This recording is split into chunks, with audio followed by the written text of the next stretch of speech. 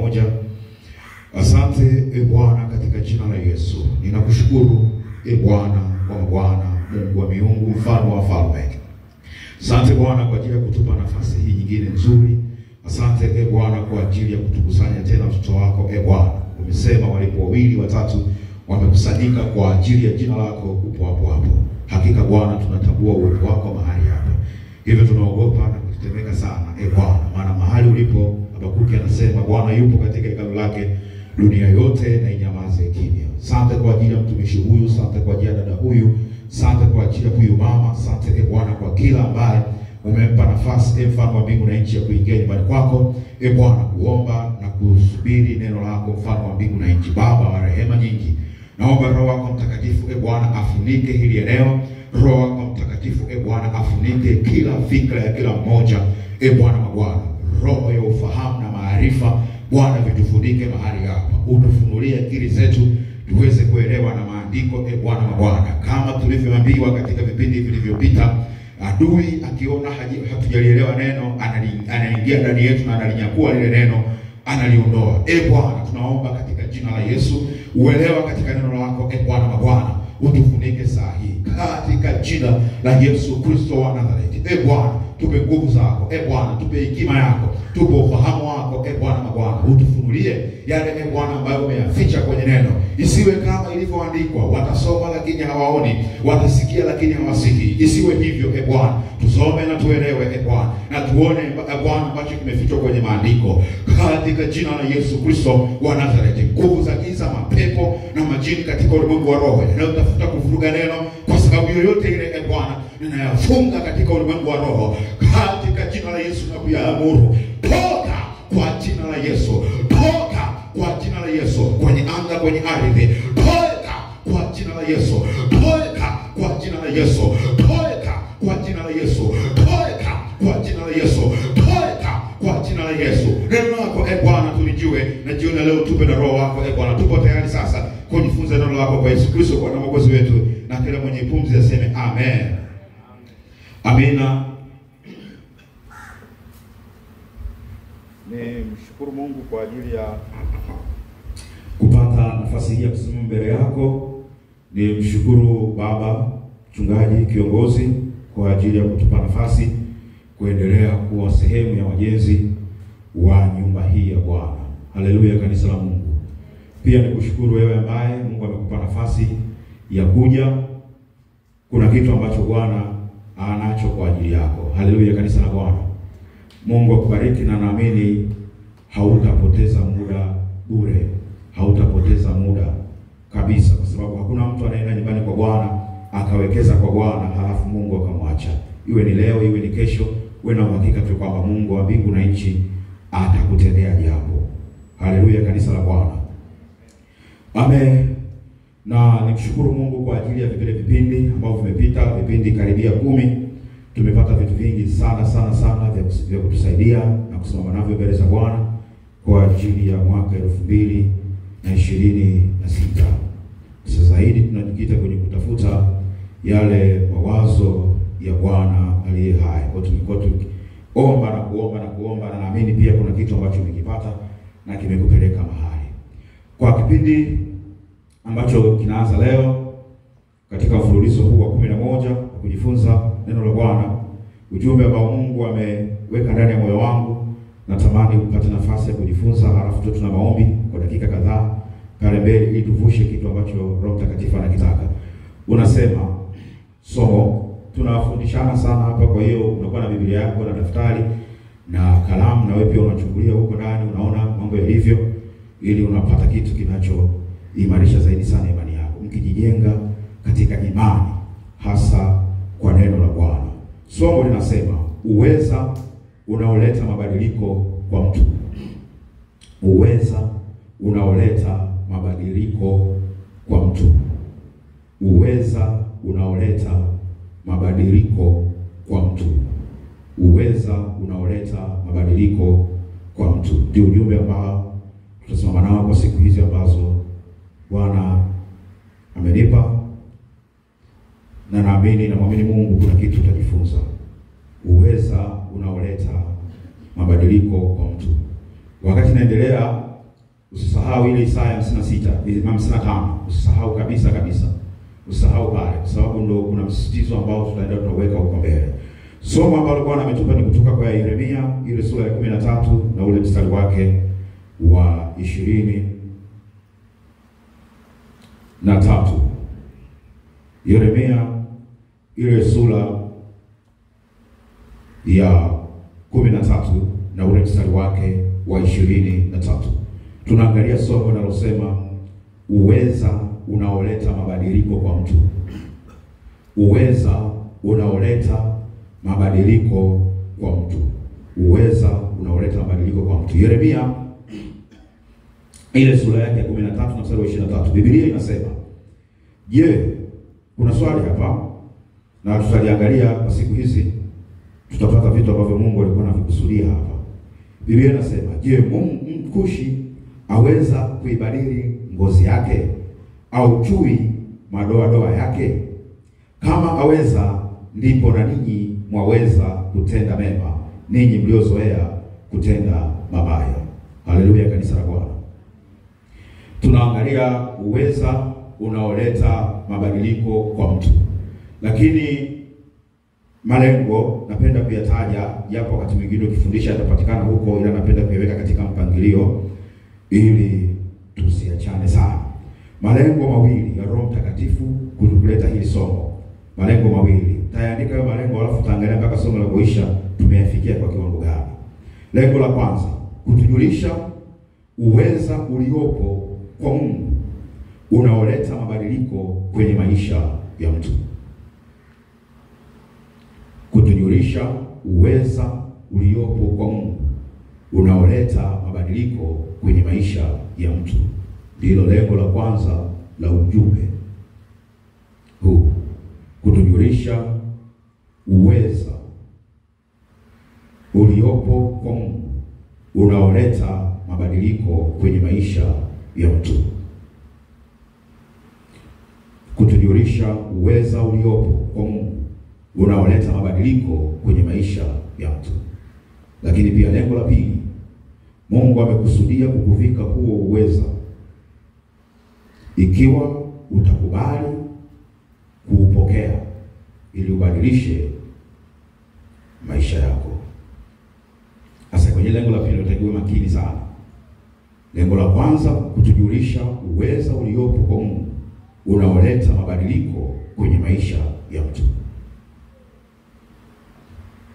Lengo la pili, Mungu amekusudia kukuvika huo uweza ikiwa utakubali. Ikiwa utakubali au kupokea ili maisha yako yabadilike. Ili maisha yako yabadilike. Hayo maneno ya ikiwa utakubali tutayaona hasa kwenye kitabu cha Yeremia 13. Tutasoma karibu chote na hatua kwa hatua. Naamini kama ndani yako unapenda maarifa, kuna maarifa ambayo utatoka nayo hapa. Kama nilivyokuambia, usisahau sitizo wa Isaya 55 kwa sababu kuna kitu tutakihimiza pale. Mungu amekukusudia kuvika uweza ikiwa utakubali au kupokea ili ubadilishe maisha yako. Kwa kwanza tusome kile kitabu cha tuza hapo, tutarudi kwenye hiyo Yeremia. Yohana ile sura ya kwanza na ule mstari wake wa 12. Yohana ile sura ya kwanza na ule mstari wake wa 12. Yohana 1:12. Yohana 1:12. Yohana ile sura ya kwanza na ule mstari wake wa 12. Yohana ile sura ya kwanza na ule mstari wake wa 12. Biblia inasema tukianza sura ya 11 inasema, alikuja kwake wala walio wake hawakumpokea. Wala walio wake hawakumpokea.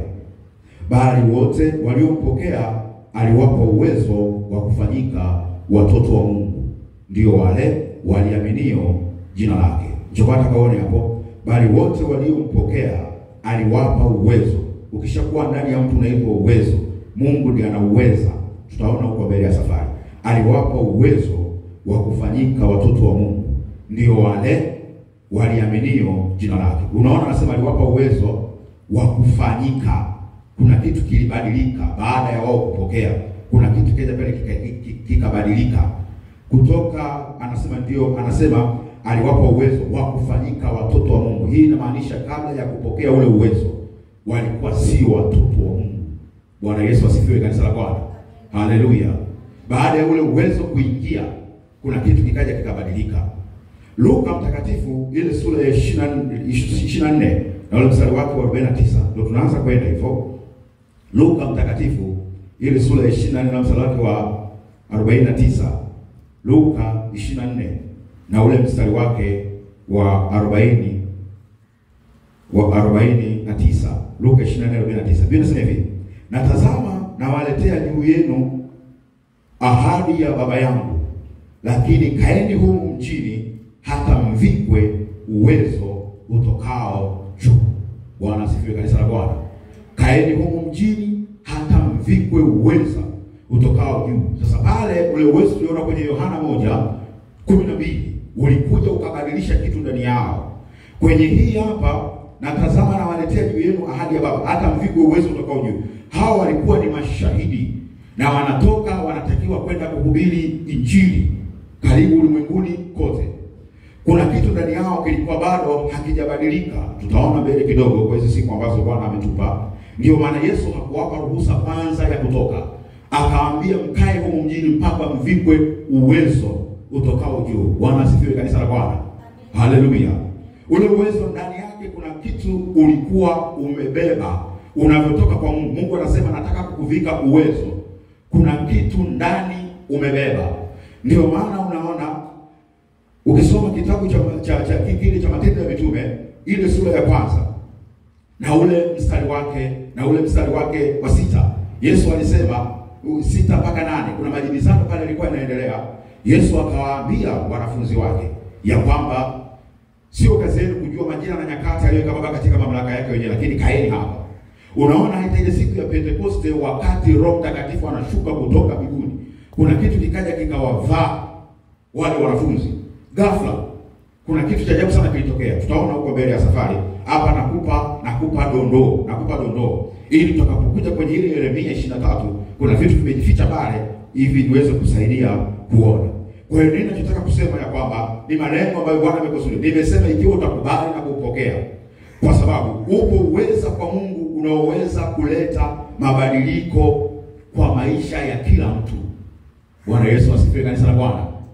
Upo uweza kwa Mungu unaoleta mabadiliko ya maisha kwa kila mtu. Kwa kila mtu. Yohana anasema wote, kwenye ile Yohana tuliyosoma, anaposema bali wote waliompokea aliwapa uwezo.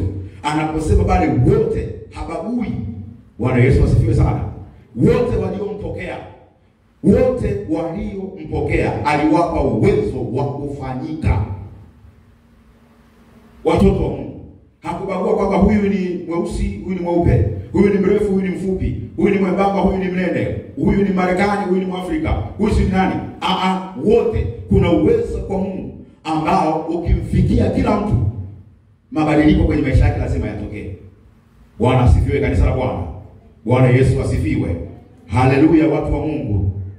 Kwa sasa unaona anaposema uweza utokao juu. Sasa ninataka kusema ya kwamba kwenye kitu cha pili nimekwambia swala sio Mungu kuwa na uweza. Swala ni wewe kukubali. Ndio maana kwenye hiyo Yohana nimekusomea kwa makusudi kabisa. Anasema alikuja kwake, wale walio wake hawakumpokea. Alafu neno linakuja bali wote waliompokea. Kuna uwezo ambao Mungu aliuachilia ndani yao. Na kuna kitu ambacho ulifanya, kitu ambacho tunakiona cha kufanyika watoto wa Mungu. Bwana Yesu asifiwe, kanisa la Bwana. Kwa hiyo unaweza kuwa tuko kanisani hapa. Kanisa kuna kitu limebeba. Sasa ndani ya moyo wako itategemea. Ndani ya moyo wako itategemea kukubali. Mambo ya Mungu ni ya ajabu sana. Yaani ni ya ajabu sana. Nikisomaga habari za Yesu Kristo huwa napata vitu vya ajabu sana. Wakati Yesu anaendelea kuhubiri, yule mwanamke aliazimia moyoni mwake kugusa lile pindo. Nikigusa tu damu itakatika. Haleluya, kanisa la Bwana. Haleluya. Angalia sasa. Wakati yule mwanamke ameenda kumgusa lile pindo, kweli alipokea muujiza wake. Yesu akaona kuna kitu kimetoka kwenye mwili wake kimepungua. Akauliza, kuna mtu amenishika hapa? Sasa mambo mengi Yesu anavyoongea anaongea katika ufahamu mpana sana. Inahitaji akili ya juu sana kumuelewa. Petro akisema bwana, wengi wanakuzunguka hapa hakudaka haraka. Sasa swala sio kulizunguka na wala sio kusongwa. Wale walikuwa wanamzunguka na kumgusa Yesu walikuwa na matatizo mengi sana. Lakini walikuwa hawawezi kuchukua ile nguvu iliyoko kwa Yesu na ikatekeleza matatizo yao. Bwana asifiwe sana. Lakini yule mwanamke ndani ya moyo wake. Kwa hiyo hata kama kuna kuhubiri kwa muda mrefu, kanisa litakuwa kwa muda mrefu, kuna kitu cha hatari sana kipo kwenye moyo wa mtu.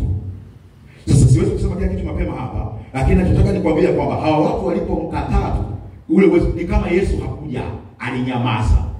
Bwana asifiwe, kanisa la Bwana. Haleluya. Haleluya. Kwa hiyo awe Mkristo awe mpagani, awe mtu wa dini yoyote au dhehebu lolote, kwa Mungu. Haleluya, kanisa la Bwana. Angalia kile kitabu cha Warumi ile sura yake ya 10. Warumi ile sura yake ya 10. Warumi ile sura yake ya 10. Warumi ile sura ya 10.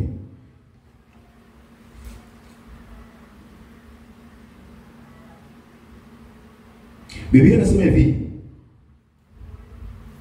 tukianzia ule mstari wake wa 9, kwa sababu ukimkiri Yesu kwa kinywa chako na kuwa ni Bwana na kuamini moyoni mwako ya kuwa Mungu alimfufua katika wafu, utaokoka.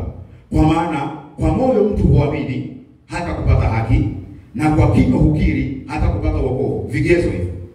Kwa maana andiko lanena, kila amwaminie hata tahayarika. Na tutafuta ule mstari wa 12.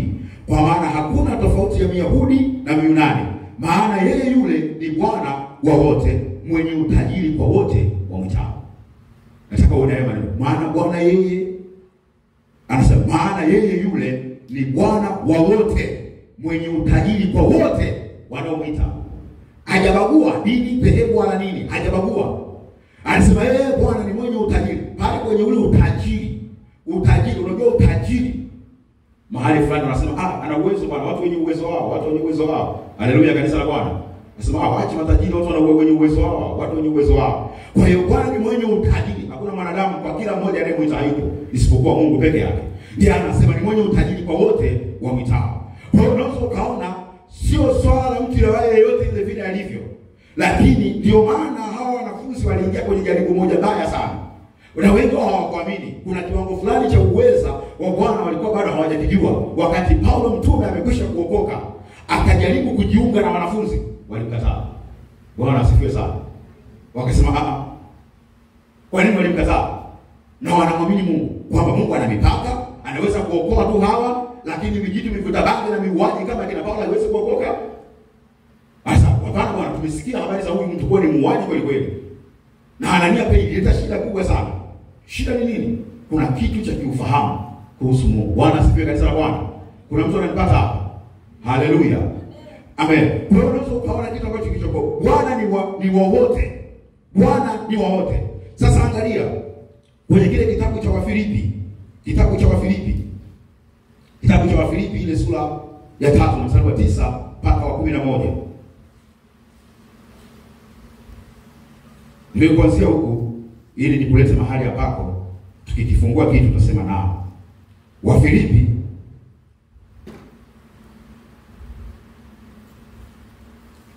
Wafilipi ile sura yake ya 3 mstari wa 9 hadi ule wa 13. Wafilipi ile sura yake ya 3 na ule mstari wake. Wafilipi sura ya 3 na mstari wake wa 9 hadi mstari wake wa 11. Biblia inasema hivi: tena nionekane katika yeye, nisiwe na haki yangu mwenyewe ipatikanayo kwa sheria, bali ile ipatikanayo kwa imani iliyo katika Kristo, haki ile itokayo kwa Mungu kwa imani, ili nimjue yeye. Ilikuwa ni kama maombi yake, ili nimjue yeye na uweza wa kufufuka kwake na ushirika wa mateso yake, nikifananishwa na kufa kwake. Wafu kuna vitu vingine vinaendelea pale kwenye ule mstari wa 11, ili nipate kwa njia yoyote kuifikia kiama ya wafu. Kwa nini nimekupa hicho kitu? Paulo mtume ilibidi aende mbele za Bwana kwa maombi. Aombe apewe, amjue yeye moja. Kuna maombi hapo, lakini anasema ya kwamba anasema ya kwamba na uweza. Ile neno uweza. Yaani kama Mkristo na uko hapa unafikiri umeshaujua uweza wa Bwana, wewe una siku chache tu unaenda kuchanganyikiwa. Bwana asifiwe sana. Paulo mtume ana muda mrefu hapa anahubiri, lakini kuna hiki kitu aliomba. Amjue yeye na uweza wa kufuka kwa. Ndio maana kuna kitu ambacho Yesu Kristo alikisema. Ni maombi muhimu sana kutengenezea hapa mwanzoni, ili tutakaporudi kule kwa Yeremia uweze kunasa. Anasema kwenye ile Mathayo, unaona kitu anachosema kwamba hamyajui maandiko wala uweza wa Mungu. Kwa nini Yesu alisema hamyajui maandiko wala uweza wa Mungu? Kuna kitu kikubwa sana kule mbele kilikuja kufunua. Lakini sasa ndio maana nimekuambia ya kwamba kwenye ili somo ambalo Bwana ametupa, msisitizo zaidi sana, msisitizo wa hili somo upo kwenye uweza. Bwana asifiwe, kanisa la Bwana. Msisitizo wa somo upo kwenye uweza. Usije kutoka na kitu kingine, upo kwenye uweza. Na tutaenda mbele za Bwana kwa ajili ya jambo hili, ili tuweze kupata kile ambacho Bwana amekikusudia. Sasa turudi, nimeshakuonyesha hapo malengo na kitu ambacho kinatakiwa ili imani yako ikae vizuri. Ndio maana nimekuambia ningeweza kufurumuka tu hapa alafu imani yako haijakaa sawa sawa. Na ukashangaa kuna mwingine kuna kitu anapokea, wewe unabaki vile vile. Yeremia sasa ile 13 na mstari wake wa 23. Tuangalie sasa wote Biblia hapo tuone kuna vitu hapa nataka tuvione. Yeremia ile 13:23. Yeremia 13:23. Yeremia 13:23. Mungu anasema hivi. Kuna swali hapa kama nilivyosema, anauliza, je, Mkushi aweza kuibadili ngozi yake na chui madoadoa yake? Kama aweza, ndipo na ninyi mwaweza kutenda mema, ninyi mliozoea kutenda mabaya. Sasa angalia hili swali, wakati Mungu anauliza anauliza nyumba ya Israeli na Yuda kwa kinywa cha Yeremia. Kwenye hili swali na huu mstari kuna kitu weza zipo kama tatu hapa. Kwa wote waliosoma zipo weza kama tatu. Ndio maana nimekwambia msisitizo wa somo upo kwenye uweza. Haleluya, kanisa la Bwana. Anasema, je, Mkushi aweza? Unaona hiyo? Mkushi aweza kuibadili ngozi yake au chui madoadoa yake? Kama aweza, kuna neno liko hapo. Kama aweza, ndipo na ninyi mwaweza. Bwana asifiwe, kanisa la Bwana. Tuangalie Biblia. Tunapokuwa darasani tunaangalia Biblia. Ndipo anasema hivi, ndipo na ninyi mwaweza kutenda mema, ninyi mliozoea kutenda mabaya. Ni mstari umeficha vitu vingi sana. Lakini nilichokuwa nataka uone kuna lile neno weza. Lilikaa kwenye lile swali. Kama Mkushi aweza kuibadili ngozi yake. Kuna aina fulani ya maisha ambayo hii nyumba yote ya Israeli na Yuda ilikuwa inaishi, na hayakuwa maisha mazuri. Tutaona huko mbele. Lakini kulikuwa na mtazamo kwao. Tutaona mbele ya safari.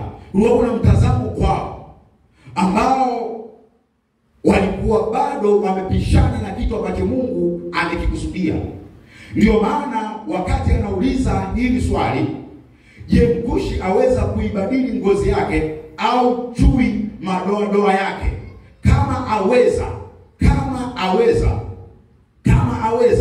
Mwelewe neno kama aweza. Mungu anaposema kama utaweza, kuna maana kubwa sana nayo. Bwana Yesu asifiwe, kanisa la Bwana. Anasema kama aweza. Ndipo na ninyi mwaweza. Kama nilivyokuambia, msitizo upo kwenye uweza. Kwa nini uweza?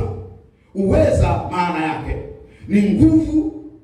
Maana ya uweza ni nguvu inayokupa uwezo wa kufanya lolote bila ya kutegemea msaada mahali popote.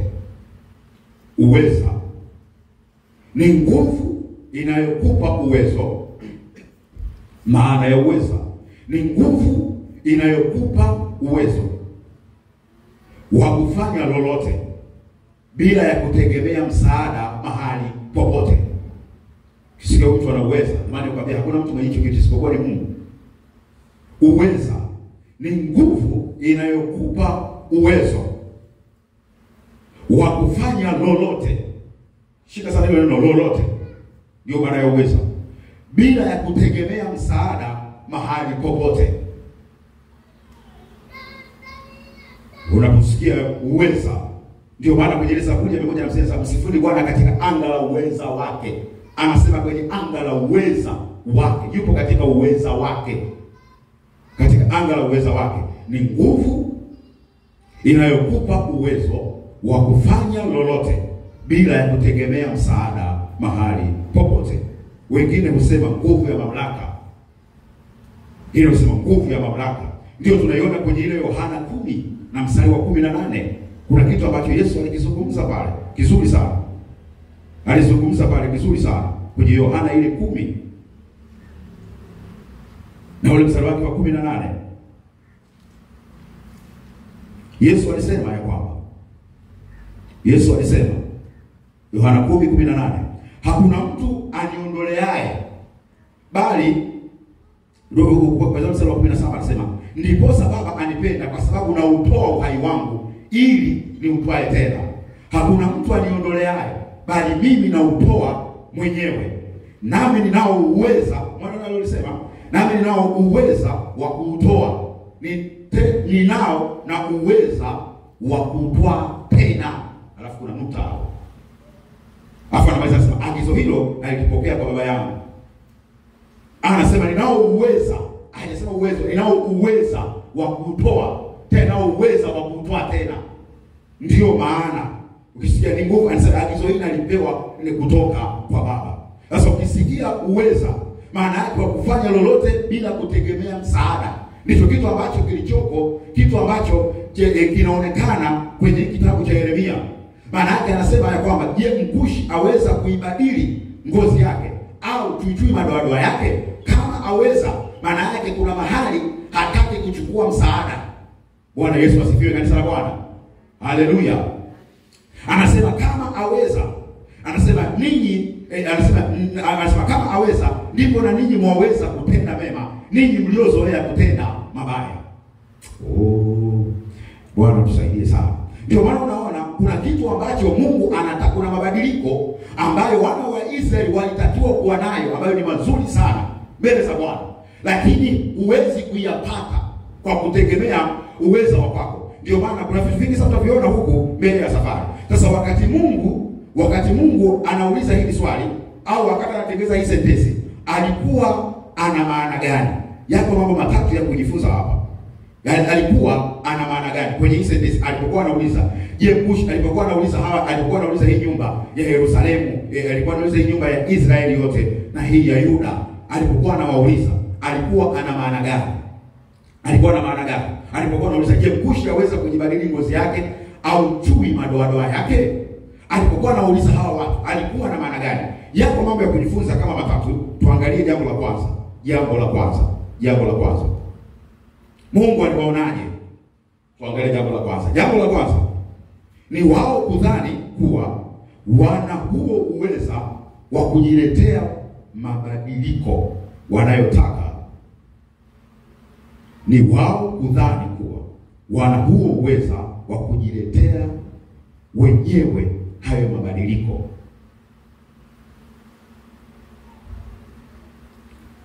Ni wao kudhani kuwa wana huo uweza wa kujiletea wenyewe hayo mabadiliko wanayotaka.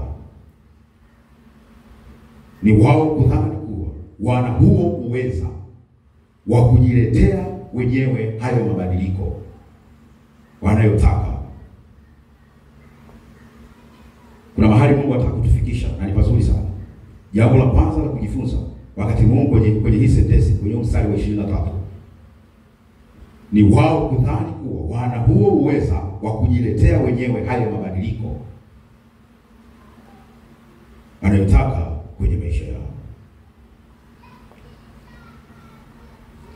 Angalia ule mstari wa 27 kwenye hiyo Yeremia 13 ule mstari wake wa 27, kuna kitu ikione pale. Anasema hivi, nimeona machukizo yako, naam uzinifu wako na ubembe wako. Ubembe maana yake ushawishi. Ushawishi. Kwa lugha sasa hivi wanasema kutongoza. Ubembe wako na uasherati wa ukahaba wako juu ya milima katika mashamba. Sasa huu sio uasherati wa jinsi ya kawaida, tutaona kwenye hii sura yote, tutajifunza huko mbele. Alafu anasema hivi, juu ya milima katika mashamba ole wako. Alafu kuna kitu pia anasema hivi, anauliza tena pale swali mwishoni, Yerusalemu, hutaki kutakaswa? Mambo haya yataendelea hata lini? Bwana Yesu asifiwe. Kuna mtu amenielewa hapa? Anasema, Yerusalemu, hutaki kutakaswa? Mambo haya yataendelea hata lini? Hutaki. Maana yake ninachotaka kueleza hapa ni kwamba hawa watu walidhani ya kuwa wana uwezo wa kujiletea. Ukiona mahali mtu anasema hutaki, tunaenda sawa sawa kanisa la Bwana. Maana yake kudhani kwamba una huo uwezo wa kujiletea wewe mwenyewe mabadiliko. Sio mbele ya safari. Maana yake kama mtu atakupa msaada unasema hapana. Mpaka anauliza hili swali, mpaka akauliza swali gumu sana. Je, Mkushi aweza kujibadili ngozi yake? Ni swali gumu sana. Mkushi, mtu mweusi, Mwafrika, Bwana asifiwe sana, aweza kujibadili? Anasema mna. Au chui madoa yake? Hapo anatega kama aweza. Kitu anachokizungumzia kwamba ni hao watu kuwahi tukuelewa. Tutaona hata kesho na kuendelea. Lakini kwa tujifunze hili jambo kwa ukaribu sana. Walidhani ya kwamba wana huo, hii dhana mbaya sana. Walidhani ya kwamba wana huo uwezo wa kujiletea wenyewe mabadiliko kwenye maisha yao, hasa yale yanayotakiwa. Ndio maana ukisoma kwenye Yohana 5:39, Yohana 5:39, Biblia inasema hivi, Yohana ile sura ya 5 na ule mstari, Yohana 5 ule mstari wa 39, Biblia inasema hivi, Yohana 5:39, Yohana 5:39, Biblia inasema ya kwamba mwayachunguza maandiko kwa kudhani, kwa sababu mnadhani kwamba ninyi mna uzima wa milele ndani yake, na hayo ndiyo yanayo nishuhudia. Cheki mstari 40, wala hamtaki kuja kwangu mpate kuwa na uzima. Bwana asifiwe kanisa la Bwana. Anasema ya kwamba mwayachunguza maandiko kwa sababu mnadhani kwamba ninyi mna uzima wa milele ndani yake.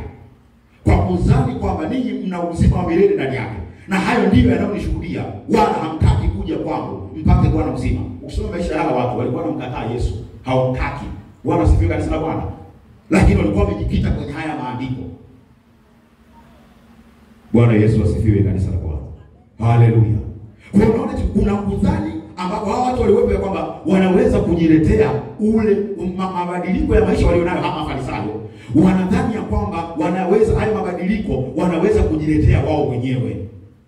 Ndio maana kwa nini hawataki kuja. Tutarudi kwa Yeremia, utaona vurugu iliyokuwepo kati ya watu. Tutengua kwanza kitendawili cha mwanzo hapo kilicho kigumu. Uweze kuona vurugu iliyokuwepo kati ya Yeremia na Mungu na kati ya Israeli wote pamoja na ile nyumba ya Yuda. Wadhani kwamba ni wao wanadhani kuwa wana huo uwezo wa kujiletea wenyewe hayo mabadiliko. Mungu anini bwana? Na Mungu anakasirika. Na Yesu pia naye tukutana nacho hivi.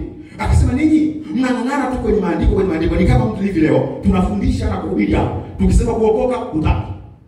Umesikia maneno ya Mungu na umesoma mistari kwa mistari, lakini kuokoka hutaki. Usifikiri mbinguni utaenda. Bwana asifiwe kanisa la Bwana. Kwa nini? Kwa sababu kama mwivi pale msalabani, yuko pale msalabani, ile neema ilimkutia msalabani. Amen, leo hii utakuwa nami pepo. Swala ni Yesu, lakini hawa watu kwa makusudi kabisa walikuwa wataki. Na Yesu akatazama, akasema ninyi, kuna mahali aliwaambia, ninyi mtakufa katika dhambi zenu. Kwa nini? Kwa sababu walikuwa wanagoma kuja. Ndio maana sasa Mungu alipokuwa anauliza hili swali ya kwamba je, Mkushi aweza kuibadili ngozi yake au chui madoa yake? Kama aweza, ndipo na ninyi mwaweza. Unaona neno mwaweza lilipokaa. Kama aweza, basi na ninyi mnao huo uwezo. Maana yake kama Mkushi ana huo uwezo, kama chui ana huo uwezo, basi na ninyi mnao huo uwezo. Tunaenda sawa sawa kanisa la Mungu. Haleluya. Na basi na ninyi ndani yenu kuna huo uwezo. La, kama Mkushi hawezi, la, kama Chuchui hawezi, na ninyi uweza hamna. Tafuteni Bwana maana anapatikana. Ndicho kitu ambacho nimekuambia. Usisahau ile hii mstari. Tutaenda kujikita hapa kwa namna nyingine. Ndio maana kuna kitu ambacho Mungu alikuwa anakitafuta huko ndani yake. Ndio maana kwa mwishoni akaenda kuuliza, akasema kwa mstari 27, nimeona machukizo yako na uzinifu wako na ubembe wako na uasherati wa ukahaba wako juu ya milima katika mashamba. Ole wako, Yerusalemu, hutaki kutakaswa. Mambo haya yataendelea hata lini? Unafikiri kesho nitaacha? Unafikiri kesho nitaacha? Yanaendelea. Unafikiri nitaacha? Na unafikiri unaweza kubadilika, kujiletea mabadiliko kwa uwezo wako mwenyewe? Unafikiri umekaa hapo? Hii dhana ni mbaya sana. Bwana Yesu asifiwe, kanisa la Bwana. Haleluya, watu wa Mungu. Kwa hiyo ni kitu ambacho Mungu alikuwa anakipiga vita sana. Lakini hawa watu walichelewa kudaka. Kwa hiyo Mungu sasa anaamua kuwapa mifano na mithali ngumu ili walau akili zao ziweze kufunguka. Wakimtazama Mkushi, huyu hawezi kweli. Wakitazama Chuchui na madoadoa yake, hawezi kuibadilisha. Wao wanapata kidogo akili washtukie. Sema lo, kwa sisi haya, lakini kazi ilikuwa ngumu sana. Bwana Yesu asifiwe, kanisa la Bwana. Hii dhana ilileta mambo yafuatayo ndani yao. Hii dhana ilileta mambo yafuatayo kwenye ndani yao. Hii dhana ilileta mambo yafuatayo ndani yao. Hii dhana ambayo tulikuwa nayo kwamba tunaweza, dhana hii ya kudhani ya kwamba tunaweza kujiletea mabadiliko wenyewe kwenye maisha yetu. Maisha yetu yanaweza kaya sawa sawa. Tunaenda, tunategemea akili yako, usomi wako, kwa vile ambavyo hivi unasema naweza nikabadilika kesho. Shetani anamchekelea. Hii dhana ilileta mambo yafuatayo ndani yao. Jambo la kwanza. Kumfanyia Mungu kiburi kikuu. Kumfanyia Mungu kiburi kikuu. Msitizo upo kwenye kikuu. Kiburi kikuu. Kumfanyia Mungu kiburi kikuu. Kiburi kikuu. Unajua kuna kiburi, lakini kuna kiburi plus. Yeremia ile sura ya 13 mstari wa 8 tutasoma wa 15 na 17. Yeremia hii sura ya 13 na mstari wa 8. Halafu tutasoma ule mstari wake wa 15 hadi ule mstari wa 17. Biblia inasema hivi. Yeremia 13:8. Biblia inasema ya kwamba, anasema ya kwamba, ndipo neno la Bwana likanijia kusema. Bwana asema hivi, jinsi hiyo nitakiharibu kiburi cha Yuda na kiburi kikuu cha Yerusalemu. Haleluya, kanisa la Bwana. Angalia 15 hadi 17. Sikilizeni ninyi, kategeni masikio yenu, msifanye kiburi, maana Bwana amenena. Mtukuzeni Bwana Mungu wenu kabla hajaleta giza na kabla miguu yenu haijakwaa juu ya milima yenye giza, na wakati mnapoitazamia nuru kabla hajaigeuza kuwa kivuli cha mauti na giza nene. Bali kama hamtaki kusikia, roho yangu italia kwa siri kwa sababu ya kiburi chenu, na jicho langu litalia sana na kutoka machozi mengi kwa kuwa kundi la Bwana limechukuliwa hali ya kufungwa. Hii dhana ilileta kiburi ndani yao. Bwana asifiwe, kanisa la Mungu. Kwani waliamua kumkataa Mungu asubuhi. Anasema ya kwamba kwa sababu ya kile kiburi, kwa sababu walikuwa wanajua wanaweza kujiletea mabadiliko. Moja kati ya kitu kanisa tulikuwa tuombe sana mbele za Mungu. Unajua kama ile mwana mpotevu, unaona kitu kilichokuwa anafanya. Sasa nimeshakuwa, sasa nina kila kitu. Baba nipe sehemu ya mali niangukia. Akaenda akafikiri sasa ameshafikia level ya kuanza maisha yake mwenyewe. Haleluya, kanisa la Bwana. Kumbe kuna misingi kule alikuwa bado hajapewa. Kuna vitu bado alikuwa hajafikia. Kuna vitu alikuwa bado. Sasa ndani yake ni kama kuna kitu kiliinuka. Huyu mtoto aliye nyumbani, asante Yesu, mbele ya safari akili ilikaenda kasa. Hii dhana ya kudhani wanaweza kujiletea mabadiliko wenyewe kwenye maisha yao ilileta kiburi. Walimfanyia Mungu kiburi. Nini Bwana wewe kaa pembeni? Nini Bwana wewe? Nini Bwana wewe? Nini Bwana wewe? Bwana Yesu asifiwe. Kuna mtu anasikia hapa? Haleluya, kanisa la Bwana.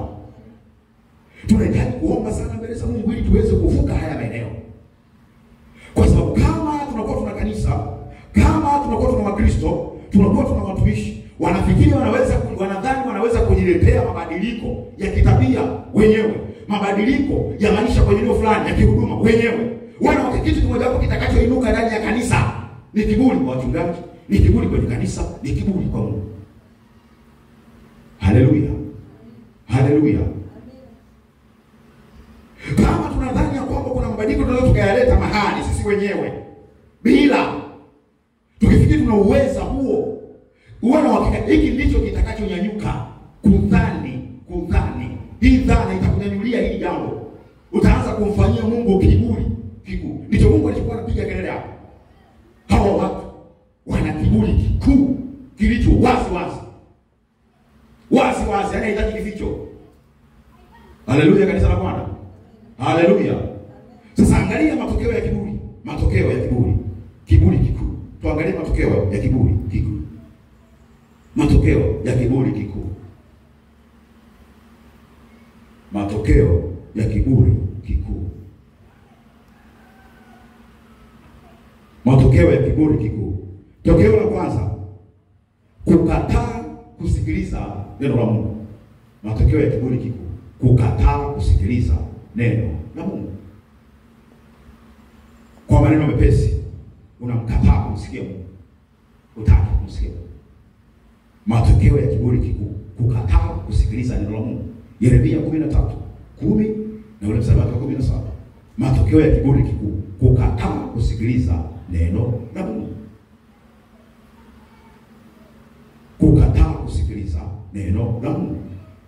Kwa maneno mepesi, kukataa kumsikia Mungu. Yeremia 13:10 na mstari wa 17. Biblia inasema hivi: watu hawa waovu wanaokataa kusikiliza maneno yangu, wanaokwenda kwa ushupavu wa mioyo yao na kufuata miungu mingine ili kuitumikia na kuiabudu, watakuwa hali moja na mshipi usiofaa kwa lolote. Kuna mshipi ambao Yeremia alipewa, tutaona siku za mbele. Kwa sababu ya kile kiburi wakakataa kusikiliza neno la Bwana. Ndio matokeo ya kiburi, kutaka kusikiliza neno kabisa. Upo tu kanisani, ilibaki kwa sababu Jumapili unaona aibu kaa nyumbani. Wenzako wote wanakuja kanisani, sawa, unafika tu. Hata upitie mazingira magumu namna gani, kiburi kimoja wapo kikubwa ni kukataa kusikiliza neno la Bwana. Cheki ule mstari wake, ule mstari wa 17. Anasema, bali kama hamtaki kusikia, roho yangu italia kwa siri. Sifiri Mungu mbinguni anapenda. Anasema, bali kama hamtaki kusikia, roho yangu italia kwa siri kwa sababu ya kiburi chenu. Na jicho langu litalia sana na kutoka machozi mengi, kwa kuwa kundi la Bwana limechukuliwa hali ya kufungwa. Haleluya, kanisa la Bwana. Kila siku wewe tunapiga kelele, tusikize neno la Bwana, tutaki. Tusikize neno la Bwana, tutaki.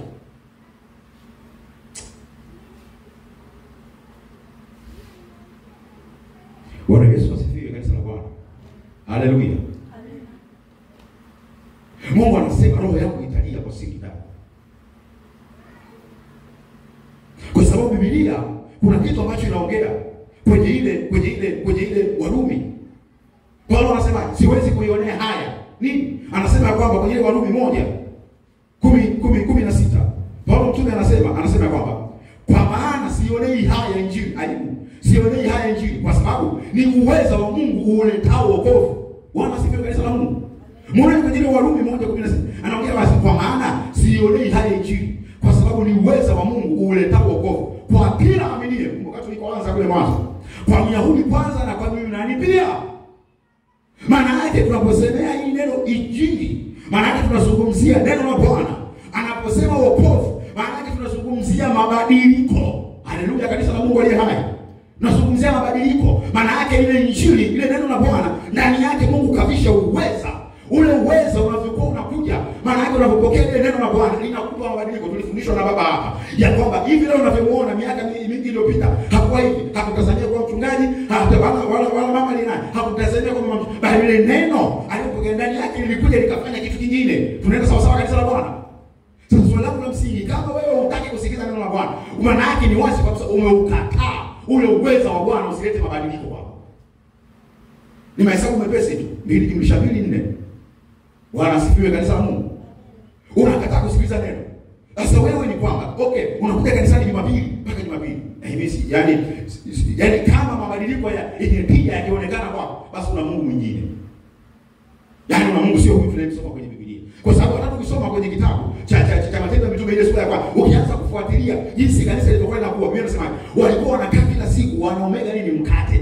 Wanaomega mkate nyumba kwa nyumba, wanamega mkate. Wanasoma neno la Bwana.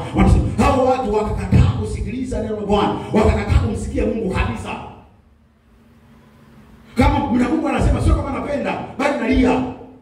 Ndani yangu nasikia machozi kutoka. Mungu ndivyo anavyosema hapa. Kwa sababu ya kiburi chetu. Anaona hili kundi kubwa la watu linachukuliwa hali ya kufungwa. Bwana asifiwe, kanisa la Bwana. Sababu za ubize, sababu za kazi. Ndugu zanguni, tumepita kwenye maeneo tunakuta watu wako bize kweli kweli. Lakini inapokuja swala, sijui kuna mkutano, sijui kuna semina, sijui kuna ibada, watu sio mchezo. Sasa kama Paulo anasema sionei haya, Paulo alielewa ile injili, neno la Bwana, alijua kwenye ile injili kuna nini kimevikwa ndani yake. Ni uwezo wa Bwana uletao. Mwana neno uletao, maana yake neno ule uwezo unaleta. Tunaona mbele ya safari, unaleta. Sasa hawa watu wakanena na Bwana walikuwa hawataki. Kama ubilo walikuwa hawataki. Sikiliza nikwambie mtumishi wa Bwana, huwezi kumletea mtu mabadiliko kwa siasa za kawaida. Kwa sababu ndani yake hilo neno halina uwezo, hajafundishwa. Mungu anapolitoa neno, amelifundishia uwezo wake. Maana yake anapokuwa anakuja, Mungu akilipokea, kumbuka tulikotoka, wote waliompokea na neno akafanyika mwili akakaa kwetu. Tunaenda sawa sawa kanisa la Bwana. Yesu Kristo ni neno. Maneno hayo niliyowaambieni ni roho tena ni uzima. Unapokuwa unasikiliza neno la Bwana na kulipokea kwenye moyo wako, likiingia ndani yako linaweza kuleta mabadiliko. Hatujafika tunapotaka, lakini kwa kweli tukijitazama miaka 15 iliyopita sivyo tulivyo leo. Haleluya kanisa la Bwana. Haleluya. Ninataka kusema neno ni kusikiliza, kulifundishwa sana hapa. Kulisoma mara kwa mara. Linaingia ndani yako. Kwa hiyo ninataka kusema hao watu wanalikataa. Hicho ni kiburi kikuu kweli kweli. Huwezi kuwa Kristo mwenye afya. Huwezi kuwa mtumishi mwenye afya. Huwezi kuwa mtu ambaye unaweza kusimama mbele ya shetani na ukasema shetani na kuamuru kwa jina la Yesu kama ndani yako ni mtu wa kukwepa kusikiliza neno la Bwana. Huwezi. Lakini pia mabadiliko mbalimbali kwenye maisha yako, mabadiliko mbalimbali. Unajua mabadiliko mbalimbali. Anaposema uletao wokovu siku kwa siku. Kuna vitu kwenye maisha yako vinakuwa vinabadilika. Kwa nini? Neno linakuja, neno ni kama kifurushi, ndani yake limebeba vitu vingi. Kwa hiyo unapolipokea siku kwa siku na kitu linakuja linafungua. Ndio nasema uletao wokovu. Ni uwezo wa Bwana uletao wokovu. Haleluya kanisa la Bwana. Wakina Paulo kuna wakati Paulo alihubiri masaa 24 mpaka yule ndugu akaanguka juu gorofani kwa sababu ya kulemewa na usingizi. Alipoamka akaendelea kuchapa neno. Watu wanasikiliza. Kanisa. Angalia kusoma historia ya kanisa utaelewa kitu ambacho naongea hapa. Kwa hiyo nataka kusema ya kwamba ni kiburi kikuu. Walikataa kusikiliza neno la Bwana. Ndio matokeo ya kiburi. Ndivyo ilivyo. Wewe kwa namna wewe usipokishughulikia basi unakataa kusikiliza. Kabisa unakataa. Ndivyo neno la Bwana linasema. Matokeo ya pili, tokeo la kwanza tuliona ni kukataa kusikiliza, kumsikia Mungu. Kwa nini? Ile dhana ilileta hayo matokeo. Tokeo la pili, kuna ile kwanza kukataa kusikiliza neno la Mungu, la pili kumkataa Mungu.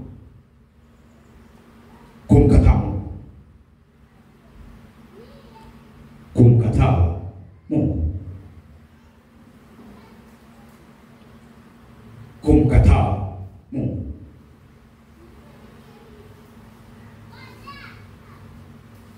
Unaona kwenye ule mstari wake wa kwenye Yeremia 13, unaangalia kwenye ule mstari wake wa 10 anasema, watu hawa waovu wanaokataa kusikiliza maneno yangu, wanaokwenda kwa ushupavu wa mioyo yao na kwa kufuata miungu mingine. Mbona neno na kwa kufuata miungu mingine ili kuitumikia na kuiabudu, watakuwa hali moja na mshipi usiofaa kwa lolote.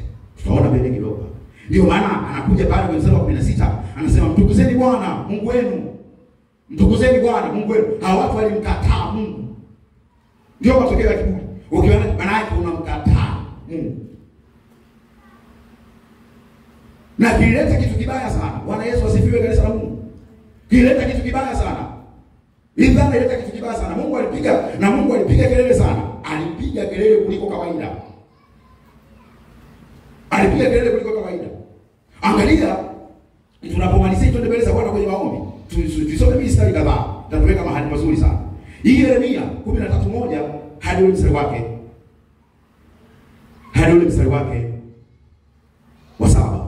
Yeremia hiyo 13:1 hadi mstari wake wa 7. Biblia inasema hivi: Bwana akaniambia hivi, enenda ukajinunulie mshipi wa kitani, ukajivike viuno, wala usiutie majini. Basi nikanunua mshipi sawa sawa na neno la Bwana, nikajivika viunoni. Nalo neno la Bwana likanijia mara ya pili kusema, toa mshipi ule ulioununua ulio viunoni mwako, kisha ondoka, enenda mpaka mto Frati, ukaufiche huko katika pango la jabali. Basi nikaenda nikauficha karibu na mto Frati, kama Bwana alivyoniamuru.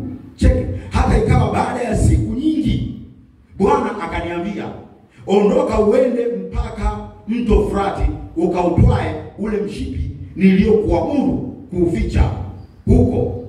Naamuru kuuficha huko. Ndipo nikaenda mpaka mto Frati, nikachimba, nikautwaa ule mshipi katika mahali pake.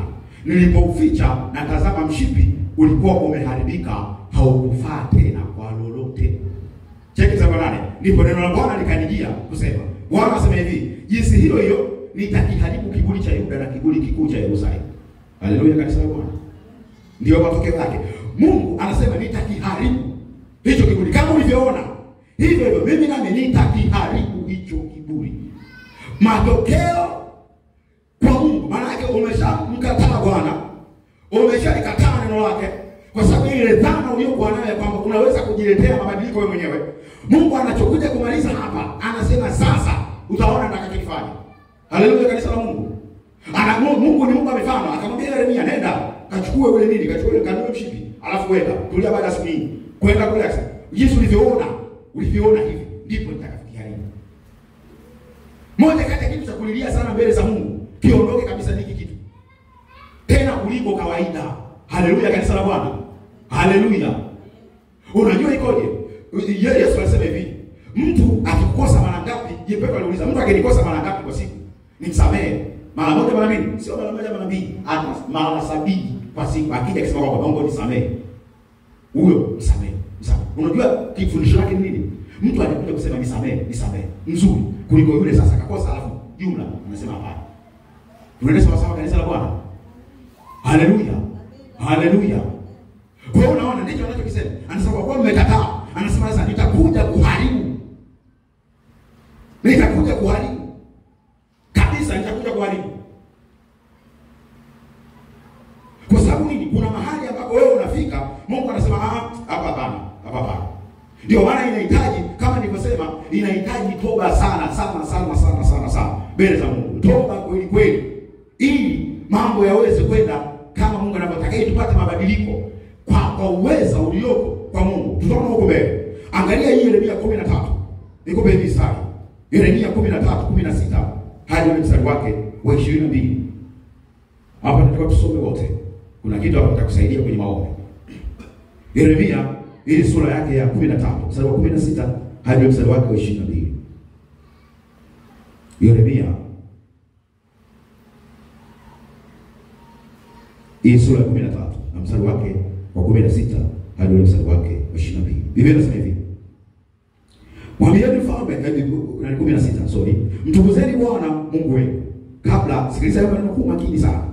Mtukuzeni Bwana Mungu wenu kabla hajaleta giza, na kabla miguu yenu haijakwaa juu ya milima yenye giza, na wakati mnapoitazamia nuru, kabla haijageuza kuwa kivuli cha mauti na giza nene.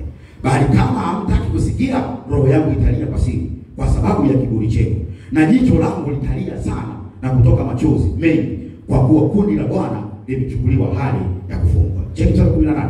Mwambie mfalme na mama ya mfalme, nyenyekeeni na kuketi chini, kwa maana vilemba vyenu vimeshuka.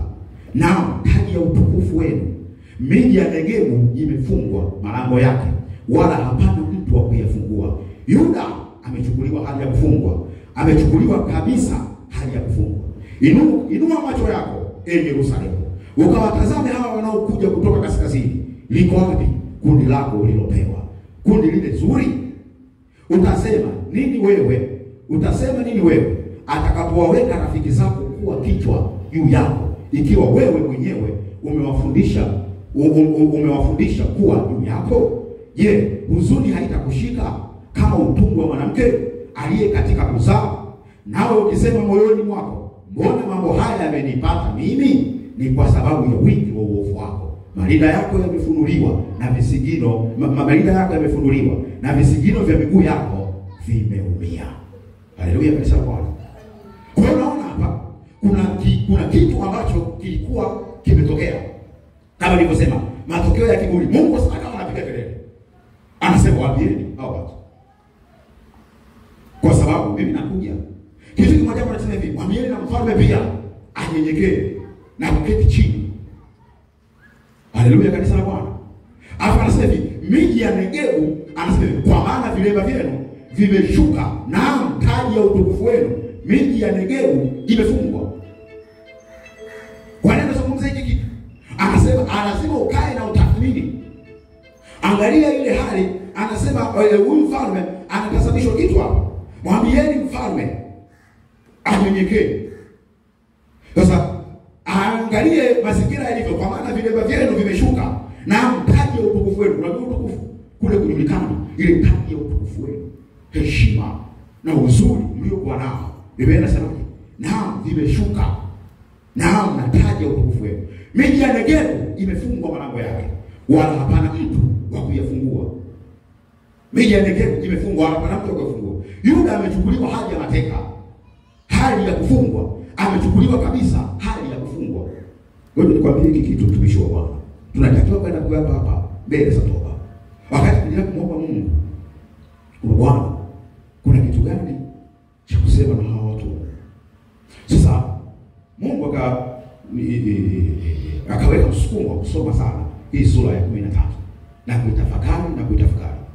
Kama kanisa, kuna mahali tunatakiwa kwenda mbele za Bwana kwa toba. Kwa nini? Kwa sababu Biblia inasema, mwambie mfalme na mama ya mfalme, nyenyekeeni na kuketi chini, kwa maana vilemba vyenu vimeshuka, na taji ya utukufu wenu. Miji ya Negebu imefungwa na malango yake. Kama tuna viongozi kanisani, kwenye nchi, tuna viongozi ulimwenguni, ndani yao wakifikiria kwamba wanaweza wa kuleta mabadiliko kwenye nchi na kwenye maisha yao kwa kutegemea uwezo wake wenyewe, hicho ni kitu kibaya. Kwa nini? Hiyo dhana ndani itamsha kitu kinaitwa kiburi. Bwana Yesu asifiwe, kanisa la Bwana. Tunaenda sawa sawa. Ndio maana anasema hivi, mwambieni mfalme na mama ya mfalme, nyenyekeeni na kuketi chini, kwa maana vilemba vyenu vimeshuka, na taji ya utukufu wenu. Matukio mengi yanatokea kama kanisa. Nisikilize vizuri, mtumishi wa Bwana. Nataka kwenda kuomba mbele za Bwana kwa toba. Wakati ya mambo yanaendelea, tunajua kwa sababu kwao watu hawakuwa hewani na vitu vingine vingi. Cheki kitu kilichotokea. Kuna matukio ambayo unaona miji, msaidizi ukipita kwenye miji, nini unachokuwa unajiona? Miji inapokuwa unapopita kwenye miji, unaona kabisa majumba ya watu. Hiyo ipo kwenye Biblia, wala sio maneno ya kwangu. Ipo kwenye Biblia. Unahitaji kusikiza Biblia hii ndio mbele za Bwana kwa kuomba rehema na toba kama kanisa. Anasema ya kwamba miji ya Negebu imefungwa malango yake, wala hapana mtu wa kuyafungua. Kuna kitu kingine hapo, lakini huu ni mjumbe ambao ulikuwa unakuja kwa mfalme na mama yake, kwamba kuna vitu vya kufikiri. Alafu anakuja hapa anasema ya kwamba yamechukuliwa hali ya kufungwa, amechukuliwa kabisa hali ya kufungwa. Sasa tarehe 20 kwa anasema hivi, inua macho yako Yerusalemu, ukawatazame hawa wanaokuja kutoka kaskazini. Sasa unaweza kaelewa maana yake anaposema wanakuja kutoka kaskazini. Ilikuwa ni jeshi la nani? Nebukadneza. Haleluya, kanisa la Bwana. Watu walikufa vibaya kuliko kawaida. Yeremia alilia mno. alilia mno. Kwa nini? Ndio maana kuna wakati kuna hiki kitu alikuwa anakiona mbele. Lakini kadri akisema Israeli ni kama mtu anayecheza. Tutaona huko mbele wa safari. Anasema inua jeshi lako uone. Alafu anasema hivi, lile kundi, alafu anauliza sema, liko wapi kundi lako ulilopewa, kundi lile zuri? Utasema nini wewe utakapoweka rafiki zako kuwa kichwa juu yako, ikiwa wewe mwenyewe umewafundisha kuwa juu yako? Tutaona mbele kidogo. Je, huzuni haitakushika kama utungu wa mwanamke aliye katika kuzaa? Na utasema moyoni mwangu, mbona mambo haya yamenipata mimi? Swala sio kukupata. Biblia iko wazi kabisa, ni kwa sababu ya wingi wa wewe, kwa sababu ya wingi wa uovu wako, marinda yako yamefunuliwa. Bwana asifiwe, kanisa la Mungu aliye hai. Ndio maana sasa kuna kitu ambacho Mungu anakuwa anaagiza. Kwa sababu ni kile kiburi kinanyanyuka, tuna uwezo wa kujifanya mwenyewe. Ndio maana kuna wakati mtu hataki, kama nilivyokuambia, humsikii, usikize neno la Bwana. Mungu anachukua anakifanya. Sina muda kupitisha kila mstari, lakini pata muda, soma kitabu cha Wafalme, soma kitabu cha Yeremia, soma Maombolezo, soma hivi vitabu vingi kwanza Wafalme, soma pale vyote, pata muda wako usome, uone jinsi Bwana alivyokuwa anafanya. Sasa kama kanisa, Bwana Yesu asifiwe, kanisa la Mungu. Kama kanisa, ndio maana Yeremia alitafuta kwenye ile Yeremia ngapi? Kwenye ile Yeremia 9. Aliuliza wako wapi wa mama? Bwana asifiwe, kanisa la Bwana. Wanaojua kwa sababu kuna kitu alikiona mbele. Kuna kitu alikiona mbele. Kwa sababu ya nini? Kuna anasema kwamba kuna kitu ambacho kinasababisha kwa sasa Mungu anakuja. Rafiki yangu tu kwamba kama kanisa hatutachukua jukumu la kuomba kisawasawa, rehema na toba, Mungu atakapokuwa anakuja. Angalia hata Yeremia maisha yalikuwa anaishi. Angalia pale Yerusalemu ilikuwaje wakati Nebukadneza ameingia. Ndio maana anasema keti chini, hata utukufu wako imeshushwa, heshima yako pia yote imeporomoka. Kila kitu ambacho unachote kimeporomoka. Nyenyekeeni na kuketi chini. Kwa nini? Hakuna pointi mbaya kama tunakuwa tumefika mahali, kama ni kanisa tumefika mahali tunakuwa tuna kiburi ambacho hatutaki kumsikia Mungu tena. Hatutaki kusikia viongozi tena. Wao nani wale ndani ya kanisa. Hatutaki kusikia yani kule kusikia hakuna. Tuna uwezo kujiletea mabadiliko wenyewe. Tuna uwezo kuleta mabadiliko wenyewe ya maisha. Huko tu kwenye jazi kama mbalimbali, tuna uwezo kuleta mabadiliko wenyewe. Wakati mabadiliko wenyewe. Hata kama unaona kabisa hii ni wazi, ni sauti ya Bwana, lakini ndani yako ni kama hivi unakataa. Tunaona mbele ya safari. Sasa Mungu anasema sikilizia. Maana yake madhara yake hapo kama kanisa, tunatakiwa kujua yale madhara yatakayotokea. Yaenda mpaka wapi na wapi na wapi na wapi. Sasa maombi yana kitu chake. Tutaona hizo siku zinazoendelea. Lakini chokuwa nataka nikuonyesha hapa ni kwamba wakati hili neno la Bwana linakuja na mazingira yote yanatokea, unakuwa unaona wazi kabisa ni kuna hasira ya Bwana imekaa juu ya watu. Kuna hasira ya Bwana imekaa juu ya milima. Kuna hasira. Anasema hivi, ndipo miji ya Negebu imefungwa malango yake. Nitakapoigeuza nuru yenu kuwa giza. Nitakapogeuza hiyo milima na mkaenda na kujikwaa. Ndipo nitakapogeuza. Anasema mnapotazamia nuru kabla haijageuza. Anasema kwenye sura 16, mtukuzeni Bwana Mungu wenu kabla hajaleta giza na kabla miguu yenu haijakwaa juu ya milima yenye giza. Na wakati mnapotazamia nuru kabla haijageuza kuwa kivuli cha mauti na giza nene.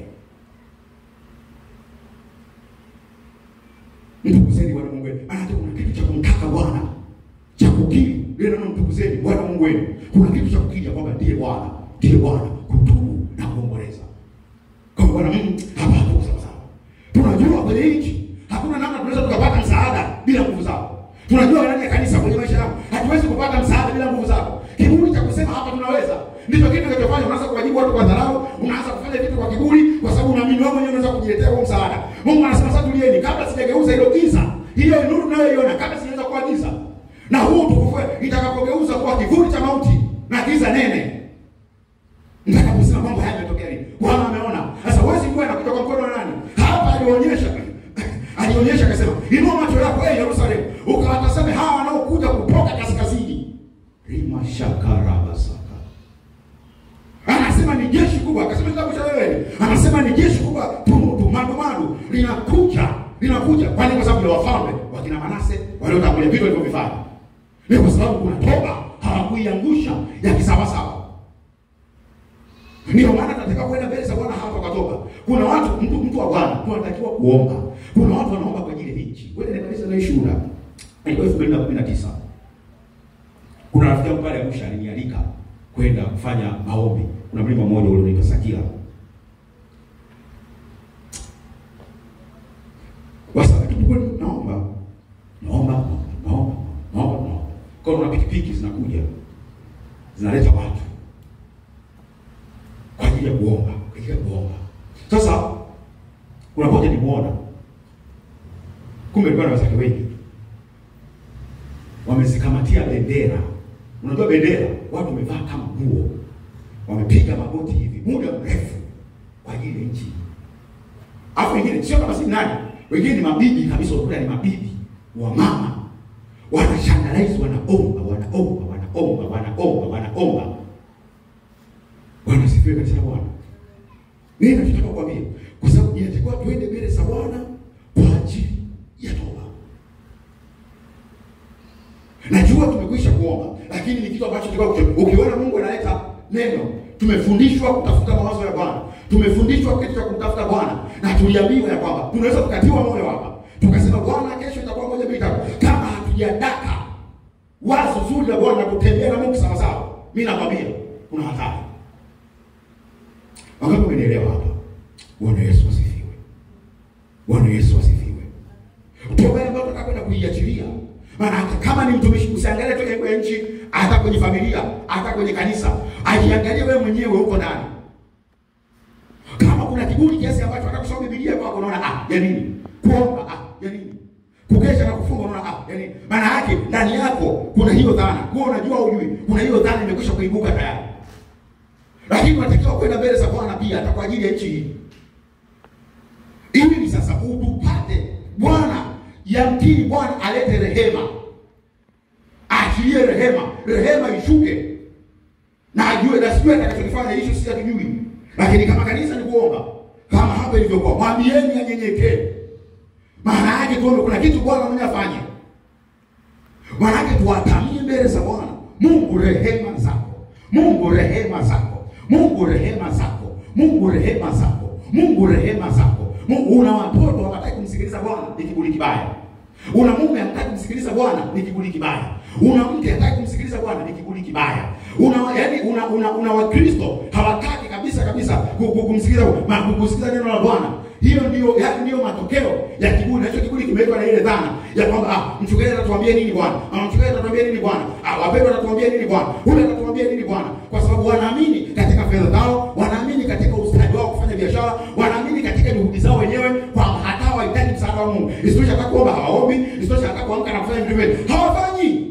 Ni kwa sababu wanaamini katika nguvu zao wenyewe. Utakapoingia katika nchi kupai Bwana Mungu, usiseme moyoni mwako kwamba nguvu zangu ndio zimenisaidia kuleta haya. Ni kiburi kibaya. Bali utamkumbuka Bwana Mungu wako. Kama tuna nchi imeweka mbali mambo ya Mungu, kama tuna familia, kwenye familia imeweka mbali mambo ya Mungu, kama tuna kanisa imeweka mbali mambo ya Mungu, imekuwa na kiburi cha kupitiliza. Mimi nakwambia unabii ambao Yeremia aliusema kati ya Israeli na kati ya Yuda, mimi nakwambia utalipaka kila taifa.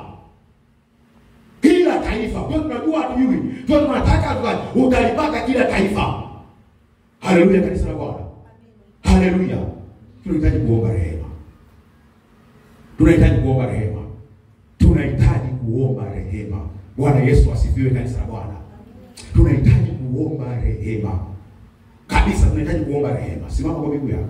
Tunahitaji kuomba rehema kwa Bwana. Kwa nini? Kwanza ile dhana ya kufikiri inaweza kuleta mabadiliko mwenyewe. Lakini kiburi ambacho kiburi kikuu kilichoinuka. Lakini pia kitu kingine, hicho kiburi kimeleta matokeo yao. Kwa hata kusikiliza neno la Bwana.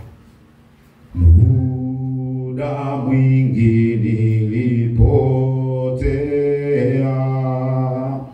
si fahamu msalaba